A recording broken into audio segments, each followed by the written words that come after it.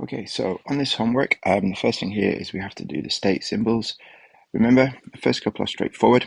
So this is solid, therefore the state symbol is an S. The meaning of state symbol is that this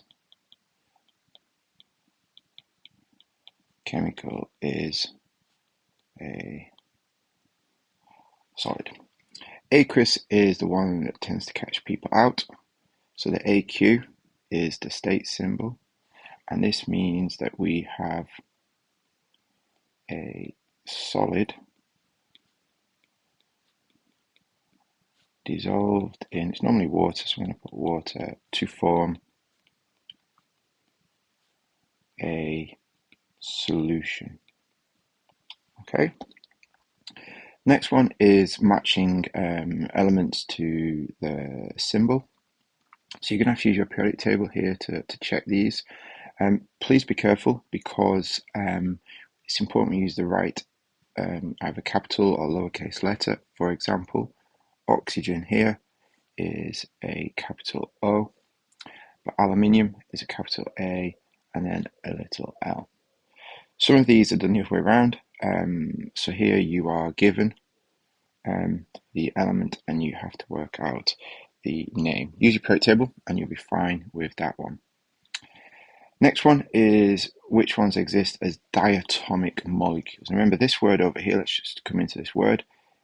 Diatomic molecules means that they have two atoms. And what you should have on your periodic table is you should have this region here highlighted as I have got, where anything within the red boxes is a diatomic molecule. So for example, we've got hydrogen here. Hydrogen's formula is H2 to show it's diatomic molecule. So you need to list them all. If I do the first one for you to show you how to do that. So we have got hydrogen, and then the molecular formula is H2. And then all you would do is you would work your way along and come all the way down group 7 to iodine to include and finish the table. Next one is about counting atoms, and I've done the first one for you to give you an example. But all we've got to do here is use this formula and count how many of each type are here. So H, I know that is hydrogen. If you're not sure, you can look it up on the periodic table. So I've got 2 lots of hydrogen in this formula. And then I have got O. There's no number after the O. So remember, there's no number. That means there is 1. And O stands for oxygen. So we have got 1 oxygen. Okay. Ones to watch out for are ones with brackets in. Remember, if you have a bracket, then the number outside the bracket multiplies everything inside the bracket by that number. So be careful with those ones when you get to them.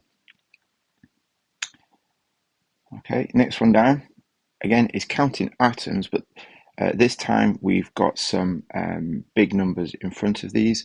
And what I have to remember here is a large number in front of a formula multiplies the whole formula by that number. So officially here we have got 1 carbon, but we have to times it by 4. So that is going to give me 4 lots of carbon. And then if I come back to show you here, we've got 2 oxygens, but we have to multiply it by 4. That's giving me 8 lots of oxygen in the formula as well. And the ones on this side, what I want you to try and do here is work out the total number of each element. So you can see that there's oxygen here and oxygen here. I want the total number of all the oxygens inside.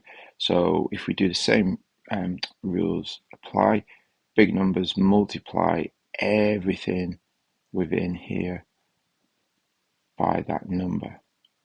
Okay, so I've got 2 lots of carbon. So we've got 2 times carbon. And then here, this is where we're going to be careful. Here I've got 2 times 2. So in this bit here, I've got 4 oxygens, but then I've also got 3 times 1. So over here, I've got 3. So in total, I have got 7 lots of oxygen, and then we finish off with hydrogen. 3 times 2 is 6. 6 lots of hydrogen. Okay, and then the last little bit is balancing chemical equations. I'm going to do the first one just to remind you. So I'm going to take a copy of this.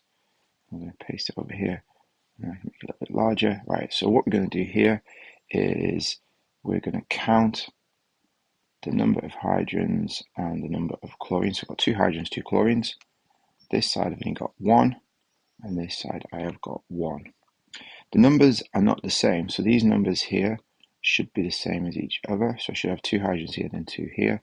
So what I'm going to have to do is put big numbers in front of these to multiply these out. And if I put a big 2 there, that will change that to give me 2 hydrogens and 2 chlorines. And that equation, therefore, is then balanced.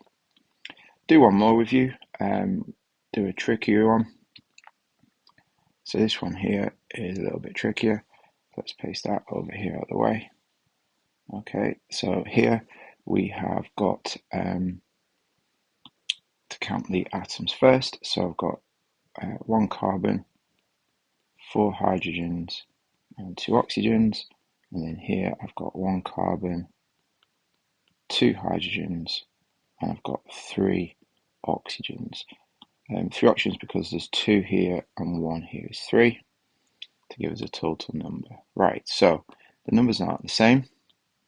Let's put lines in front to see if we can make these the same. So first thing I'm going to try and do is I'm going to try and get myself 4 hydrogens here. I'm going to try and get 4 here. So if I put a big number 2 in front of that, that does give me 4 hydrogens, but it also changes my oxygens to 2, plus these 2 here is 4. So that's going to give me 4 there. So my hydrogens now are balanced, but my oxygens, I've got 2 and I need 4. So if I put a 2 over here, that's going to give me 4 there, and then I have got a balanced equation.